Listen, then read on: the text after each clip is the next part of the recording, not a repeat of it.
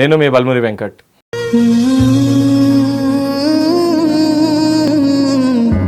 నేను ఒక మధ్యతరగతి కుటుంబంలో పుట్టి అతి సామాన్యమైన ఏదైతే మధ్యతరగతి ఏ రకమైన పరిస్థితులు ఉంటే ఆ పరిస్థితుల్లోకి వెళ్ళి నేను వచ్చినాను.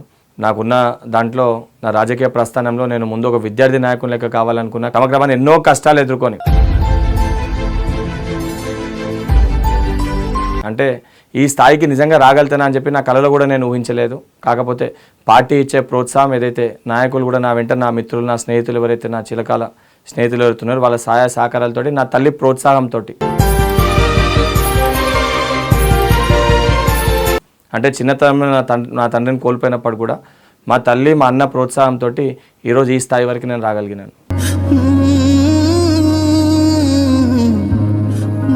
అంటే నేను ఏదైతే హుజురాబాద్ నేను ఫస్ట్ నాకు పార్టీ పిలిచి హుజురాబాద్లో అతి కష్టమైన పరిస్థితి ఉంది, పార్టీకి నికార్సైన కాంగ్రెస్ పార్టీ కార్యకర్త కావాలి, దేనికి లొంగకుండా భయపడకుండా పొట్లాటోడు కావాలంటే ఎత్తుకుతే బల్మురి వెంకట్ మాకు ఆ కరెక్ట్ దానికి సూటబుల్ వ్యక్తి ఆ ఉమ్మడి కరీంనగర్ జిల్లాలో అని చెప్పి భావించి నాకు టికెట్ ఇచ్చినప్పుడు ఆ రోజు నేను అనుకున్నా నా కెరియర్ అనేది టర్న్ అయింది. హుజురాబాద్ టికెట్ తోటి ఇన్ని రోజు నేను పడ్డ కష్టానికి సరే ఫలితం ఏ విధంగా ఉన్నా నా పోరాట స్ఫూర్తిని నా ప్రతిభని నా లాయల్టీని గుర్తించి పార్టీ నన్ను రికగ్నైజ్ చేసిందని చెప్పి ఆ రోజు నా కెరియర్ అదొక టర్నింగ్ పాయింట్. నాకు మొట్టమొదటిసారి నేను ఎన్ఎస్సీ రాష్ట్ర అధ్యక్షునిలోకి గెలిచిన తర్వాత నన్ను నేషనల్కి ప్రమోట్ చేయడం జరిగింది. నేషనల్ సెక్రటరీ లెక్క ప్రమోట్ చేసినాక మా లోకల్ ఉన్న కొంతమంది నాయకులు వీళ్ళందరూ కూడా చేసి నన్ను ఇక్కడికి వెళ్ళి ప్రమోట్ చేసి నన్ను కంప్లీట్గా నన్ను స్టేట్లో లేకుండా చేద్దామని ప్రయత్నం చేసినప్పుడు 6 నెలలు నా పదవి పోయి నేను నేషనల్ సెక్రటరీ దానికి రిజైన్ చేసినప్పుడు 6 months నాది ఎటువంటి పోస్ట్ లేకుండా నేను బయట తిరిగే పరిస్థితి లేదు, మీటింగ్లకు లేదు, ఇక్కడ పోయే పరిస్థితి లేదు. ఆఖరికి మా ఎన్ఎస్ఏ ప్రోటోకాల్లో నా ఫోటో కూడా తీసేసారు.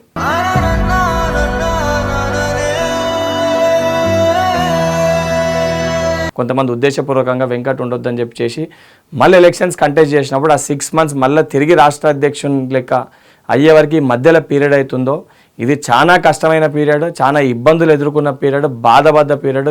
తిన్నా కానీ తిండి పోకుండా అంటే కొంతమంది చాలా లిమిటెడ్ మంది చెప్పుకొని చెప్తే ఒక 50-100 మంది ఆ రోజు నాతోటి ఉండే.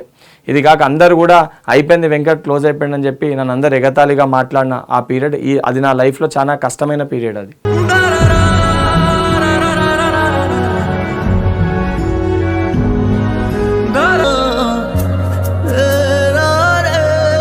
పొలిటికల్గా నేను రాజకీయాల్లోకి రానికి సిద్ధాంతాల పరంగా ఏదైతే తెలంగాణ చిత్రపటాన్ని ఆవిష్కరించి అదేవిధంగా తెలంగాణ ఉద్యమకారుడు లెక్క 2 సార్లు తెలంగాణ ప్రజాసమితికి వెళ్ళి గెలిచిన చాలా మందికి తెలిసి ఉండే టి పురుషోత్తమరావు గారు అని చెప్పి 92లో ఆయన ఫార్మర్ మినిస్టర్ ఉండే వారు, కేవీపీ రామచంద్రరావు గారు, వీరిద్దరూ పొలిటికల్ ఎంట్రీలో నా గాడ్ ఫాదర్స్. వచ్చిన తర్వాత బట్టి విక్రమార్క గారు నన్ను గైడ్ చేసింది. దాని తర్వాత ఈరోజు పిసిసి అధ్యక్షులు కూడా నన్ను ప్రోత్సహిస్తారు.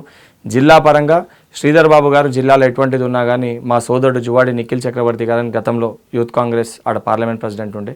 ఈ 5 నాకు కీలకంగా నా రాజకీయాల్లో నేను గాడ్ ఫాదర్స్ లెక్క భావిస్తాను. వీళ్ళని నేను ఎప్పటికన్నా కూడా నేను ఏ స్టేజ్లో ఉన్నా కూడా ఈరోజు నేను ఈ స్థానంలో ఉన్నానంటే రాజకీయంగా నన్ను గైడ్ చేసి నా వెంట నిల్చొని కష్టసుఖాల్లో నా వెంట ఉండడము. దానితో పాటు నాకు రిలేషన్లో ప్రేమ్ సాగర్ రావు గారు ఏదైతే మంచిర్యాల మాజీ ఎమ్మెల్సీ ఉండే ప్రేమ్ సాగర్ రావు గారు, నేను కష్టాలు ఉన్నప్పుడు వారు కూడా నా వెంట ఉన్నారు. ఈ 6 నాకు కీలకంగా రాజకీయాల్లో నాతో ఉన్నవాళ్ళు. ఈరోజు కాంగ్రెస్ పార్టీలో అందరు కూడా ఒక కార్యకర్త కానీ ఈరోజు నేను ఎక్కడ పోయినా సరే ఏదేది ఉన్నా కూడా బల్మురి వెంకట్ని ఈరోజు ఒక పోరాటం చేసే ఒక వ్యక్తి లెక్క ఈ సమస్యని ఈయన దృష్టికి తీసుకొని వెళ్తే పోరాడతాడని చెప్పి ప్రజలందరూ భావించి మా పార్టీలు అందరూ కూడా ఆప్యాయంగా బాగున్నావు బిడ్డ అని చెప్పి అందరు కూడా ఒక రెస్పెక్ట్ ఇచ్చి మాట్లాడతారు. ఈరోజు ఆ రెస్పెక్ట్ని వాళ్ళలో ఉన్న నన్ను చూస్తే ఏదో వాళ్ళ ఆ ఒక ఆత్మీయుల లెక్క నన్ను భావిస్తారు. అది చూసి నాకు చాలా ఆనందకరంగా ఉంటుంది, దాంతో నాకు చాలా సంతోషం కలుగుతుంది. ఈరోజు నేను నిలిచినది, ఈరోజు నేను ఉన్నదే నేను సాధించింది. ఈరోజు ఈ స్థానంలో మా తల్లి కానీ ఎవరు కానీ బల్మురి వెంకట్ అని చెప్పని ఏదైతే ఐడెంటిటీ ఏదైతే నాకు నేమ్ అనేది ఈరోజు రికగ్నైజేషన్ వచ్చిందో, బల్మురి వెంకట్ అనే పేరు చెప్తే ఎక్కడన్నా కూడా నన్ను గుర్తుపట్టే పరిస్థితి వచ్చిందో అది నేను సాధించుకున్నది. ఏ వ్యక్తి కన్నా వన్ సెల్ఫ్ ఐడెంటిటీ వాడు సాధించుకున్నప్పుడు వాని పేరు చెప్తే అందరూ గుర్తుపడతారంటే దీనికంటే పెద్ద అచీవ్మెంట్ ఉంటుంది. ఎందుకంటే ఒక ఎమ్మెల్యే కూడా పోటీ చేస్తే తెలంగాణ రాష్ట్రంలో చాలా మంది ఎమ్మెల్యేలు ఉన్నారు, వాళ్ళ నియోజకవర్గం ఇచ్చిపెట్టి పక్క జిల్లా పోతే కూడా వాళ్ళని గుర్తుపట్టరు. కానీ ఈరోజు నన్ను తెలంగాణ రాష్ట్ర వ్యాప్తంగా నన్ను చూస్తే ఆ పాపం మీ పిల్లగాడు కొట్లాడతాడు, ఆ పాపం మీ పిల్లగాడు కష్టపడతాడు అని చెప్పని బల్మురి వెంకట నన్ను గుర్తుపడుతుంది. చూడండి, ఐడెంటిటీ నేను సాధించినది ఈరోజు, అదే నాకు చాలా పెద్ద అచీవ్మెంట్. రాజకీయాలు అనేటివి చాలా కష్టకరమైనవి అని చెప్పి చెప్తారు. ఏ రాజకీయ నాయకుడి దగ్గర పోయి రాజకీయం చేద్దామన్నా మనకు ఒకటే చెప్తారు, మీ కెరియర్ స్పాయిల్ చేసుకోకుండా అని చెప్పని. కానీ యువత అందరూ కూడా ఒకటి ఆలోచించాలి. మరి అదే రాజకీయ నాయకుడు మనపైన ప్రేమ చూపించి మన రాజకీయాలకి రావద్దని చెప్పే వ్యక్తి మరి వాళ్ళ సొంత కొడుకుని ఎందుకు రాజకీయాల్లో దింపుతాడో ఒక్కసారి మీరు అందరూ ఆలోచించాలి. ఎందుకనంటే మనం రాజకీయాల్లోకి వస్తే వాళ్ళ కొడుకుకి మనము పోటీ అవుతామని చెప్పని, కాంపిటీషన్ ఉండొద్దని చెప్పని రాజకీయాన్ని ఒక పెంట లెక్క చూపించే ఒక ప్రయత్నం చేస్తారు. ఏ రోజైతే మనం రాజకీయాల్లోకి వచ్చి మనం ముందుండి పోరాటం చేస్తామో మన సమస్యలు మనం పరిష్కరించుకోగలుగుతాము. సమస్యలపైన అవగాహన ఉన్నోళ్ళే కుర్చీలో ఉండాలి. గతంలో మనం చూసుకుంటే సమస్యల్ని ఎదుర్కొన్నోళ్ళు నాయకులు అయినరు. ఇప్పుడు మనం చూస్తే సమస్యల్ని చూసేటోళ్ళు నాయకులు అవుతారు.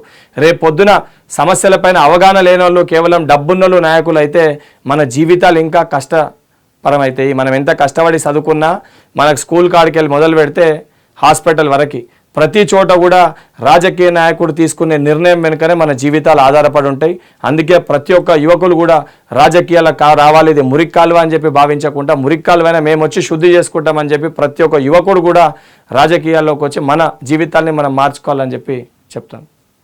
ఈరోజు కొంతమంది కులాల వారీగా మతాల వారీగా రాజకీయాలు చేస్తారు. నేను ఒక చిన్న ఉదాహరణ చెప్పదలుచుకున్నా. ఏదైతే ఒక వ్యక్తికి మనకి ఇంట్లో హార్ట్ అటాక్ వస్తే మనం ఫస్ట్ హాస్పిటల్కి తీసుకొని వెళ్తామా, దేవుని దగ్గర పోయి మొక్కుతామా? నేను కూడా హిందూనే, నేను కూడా దేవుని ప్రార్థిస్తా, నేను కూడా దేవుని కోసం పూజ చేస్తా. కానీ ముందు మనం హాస్పిటల్ తీసుకుపోయి సర్జరీ అయిన తర్వాత స్టంట్ వేసిన తర్వాత స్టంట్ సక్సెస్ కావాలని చెప్పి దేవుణ్ణి మొక్కుతాం. కానీ ఈరోజు కొంతమంది రాజకీయ నాయకులు విద్యార్థులను యువకులని తప్పుదోవ పట్టించి లేదు ముందే మనము దేవుని దగ్గరికి తీసుకొని వెళ్తే రోగం నయం అవుతుందని చెప్పని మనకి కావాల్సిన అవసరాలపైన మాట్లాడకుండా దానిపైన వాళ్ళు చర్చించకుండా అనవసరంగా మన మధ్యలో కొట్లాటలు చిచ్చులు పెట్టి విభజించి పాలించే ప్రయత్నం చేస్తున్నారు. యువత పార్టీలకు అతీతంగా ఎవరు ఏ పార్టీలు ఉన్నా సరైన నాయకుడిని ఎంచుకోండి. సరే నేను కాంగ్రెస్ పార్టీలో ఉన్నప్పటికీ కూడా సరైన నాయకుడు రేపు పొద్దున మీకోసం పోరాటం చేసే వ్యక్తివాడు, మీ సమస్యలపైన పోరాటం చేసే వ్యక్తివాడు సరైన నిర్ణయం తీసుకొని ఆ స్థానాల్లో సరైన వ్యక్తిని కూర్చోబెట్టండి. సమస్య వచ్చినప్పుడు కొట్లాడేటోడు కావాలి, ఎన్నికలు వచ్చినప్పుడు డబ్బున్నోడు కావాలి అనే ఈ యొక్క విధానం మారకపోతే మన రాష్ట్రం కానీ మన దేశం కానీ రావణ కాష్టం లెక్క మారుతుంది.